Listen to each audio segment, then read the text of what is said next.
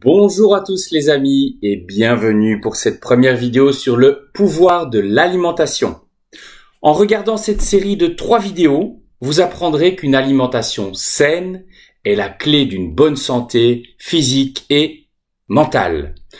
Vous allez également découvrir que l'alimentation moderne est dangereuse pour le corps humain, que les emballages plastiques des produits alimentaires contiennent des perturbateurs endocriniens très nocifs pour la santé, que la course au prix bas est à l'origine de la plupart des scandales agroalimentaires, que les sodas sans sucre sont très mauvais pour la santé et que plus de 3 millions d'animaux sont tués chaque jour dans les abattoirs franco-belges. No comment. En effet, sans doute comme vous en ce moment, de plus en plus de personnes s'intéressent au contenu de leurs assiettes et à son incidence sur leur santé. Toutefois, il est difficile de démêler le vrai du faux lorsqu'il s'agit d'alimentation. Les lobbies alimentaires surpuissants, les divers scandales sanitaires ou éthiques, l'agriculture de masse ou la consommation déconnectée des saisons sont autant d'obstacles à la volonté de se nourrir sainement. En nous plongeant au cœur du secteur agroalimentaire et en mettant en lumière les risques de notre alimentation moderne, Gilles Lartigot, dans son livre best-seller Eat, chronique d'un fauve dans la jungle alimentaire, s'attaque à un sujet qui nous concerne tous et j'ai énormément apprécié son bouquin. À l'heure où le mieux manger, les préoccupations environnementales et les questionnements éthiques entourant l'élevage intensif et les abattoirs sont dans toutes les têtes, le livre Eat, que je résume dans cette série de 3 vidéos, offre bon nombre de clés de lecture et de conseils pratiques. Et ce livre très instructif accompagne une évolution des comportements, se substituant parfois en véritable mode d'emploi, en dispensant notamment plusieurs recettes permettant d'atteindre une alimentation plus saine et plus responsable. Alors comment déjouer les pièges d'une société de plus en plus toxique pour la santé et parvenir à manger correctement? Vous allez le découvrir dans cette série de 3 vidéos. Un premier constat, et vous vous en doutez, une nourriture bon marché a des impacts négatifs sur la santé. En raison de la mondialisation et de l'industrialisation du secteur agroalimentaire, le coût des aliments est en baisse constante. Les prix bas deviennent un véritable argument de vente pour les professionnels de ce marché. En témoigne par exemple la multiplication des chaînes de supermarchés dits discount. Mais le pas cher ne donne pas du bon, tant sur le plan gustatif que nutritionnel. En effet, pour réduire les coûts, les industriels ont recours à des méthodes dangereuses pour la santé, telles que l'emploi de pesticides ou de substances chimiques. Ces produits, qui permettent d'obtenir plus de marchandises, boostent la productivité et augmentent les marges des industriels tout en baissant les prix. Par exemple, le poulet est aujourd'hui l'une des viandes les moins chères vendues en magasin. Toutefois, pour être proposé à un prix discount, ces poulets sont élevés dans des hangars. Ils sont entassés par milliers dans des cages où s'amoncellent les cadavres d'animaux morts, écrasés ou des maladies. Par ailleurs, les animaux y sont nourris avec une alimentation bourrée de pesticides, du soja transgénique, des grains de maïs et des antibiotiques.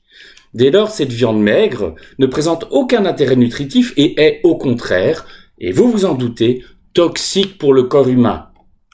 En plus de rogner sur la qualité des produits pour en réduire le prix, les grosses exploitations bénéficient de subventions versées par l'État. Ces aides ont pour but de perpétuer la commercialisation des denrées alimentaires à bas prix. Cette stratégie vise à maintenir l'emploi dans le premier secteur économique franco-belge. Il comptabilise 180 milliards d'euros de chiffre d'affaires, plus de 18 000 entreprises et plus de 500 000 emplois en France et en Belgique. Les petites exploitations, comme les fermes indépendantes ou les éleveurs bio, ne reçoivent que très peu d'aide en comparaison. En effet, ces petites structures jouent un rôle économique bien moins important pour le secteur. De plus, leur productivité est plus lente en raison du respect de la saisonnalité ou de l'emploi d'engrais naturels. Cela explique le prix plus élevé du bio ou des produits fermiers. Pourtant, il est possible, sans augmenter votre budget, de vous nourrir plus sainement et plus éthiquement. Pour cela, il suffit d'apporter quelques modifications à votre quotidien et à vos habitudes. Par exemple, listez les repas de la semaine pour dresser une liste d'aliments à acheter. Être au plus près de vos besoins alimentaires permet de réduire le gaspillage, d'acheter moins et mieux. Ou encore, cuisinez vous-même vos repas pour éviter au maximum les plats préparés et produits transformés, très nocifs à la santé. Ensuite, prenez le temps de vous informer sur la provenance des produits, les conditions d'élevage ou encore sur les conditions d'approvisionnement d'un magasin. Et enfin, diminuez votre consommation de certains produits mauvais pour la santé et coûteux, comme les viandes, les friandises ou encore l'alcool. Manger moins cher signifie donc inévitablement manger moins bon. En aspirant à toujours plus de profit, les industriels proposent aux consommateurs des produits sans qualité nutritionnelle et parfois, voire même souvent, vous vous en doutez, mauvais pour la santé, c'est maintenant prouvé. Alors un second constat est que la fabrication d'une alimentation à bas coût est à l'origine de nombreux scandales alimentaires et sanitaires. Depuis environ 30 ans, les scandales alimentaires et sanitaires sont de plus en plus fréquents. Ils sont dus à une course au prix toujours plus bas. En quoi l'industrialisation du secteur agroalimentaire peut-elle causer des dérives? Eh bien, certaines crises, par exemple celle de la vache folle ou de la grippe aviaire, vous vous en souvenez sans doute, mettent en péril le secteur agroalimentaire.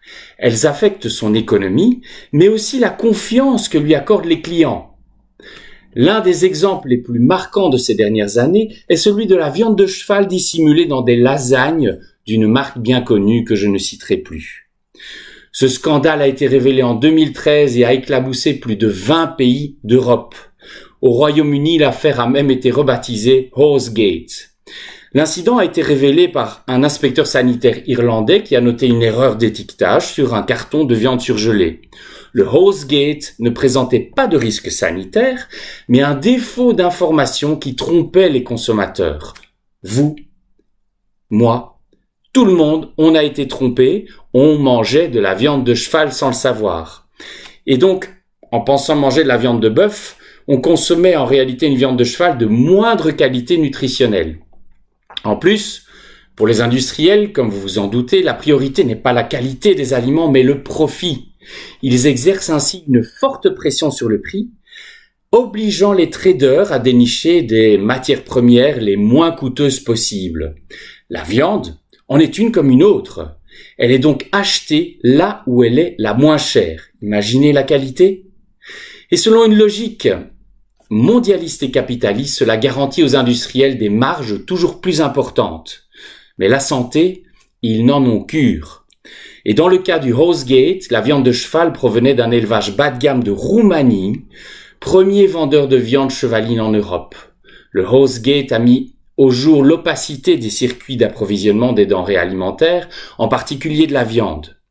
Au-delà de cet exemple spécifique, l'industrialisation du secteur agroalimentaire entraîne également la propagation de maladies dans les élevages intensifs. Cela a été par exemple le cas avec la grippe aviaire, dont on a beaucoup parlé. En bref, la mise en place des techniques de production intensive dans le secteur agroalimentaire crée un terreau propice à l'apparition d'épidémies ou de pratiques illégales. Cela peut attenter à la santé ou aux convictions éthiques des consommateurs. Et dans la prochaine vidéo, vous découvrirez que les perturbateurs endocriniens présents dans de nombreux produits présentent le plus gros risque pour votre santé. Vous découvrirez aussi que la viande est un aliment problématique tant sur le plan nutritionnel que sur le plan éthique. Merci de m'avoir suivi dans cette première vidéo sur le pouvoir de l'alimentation.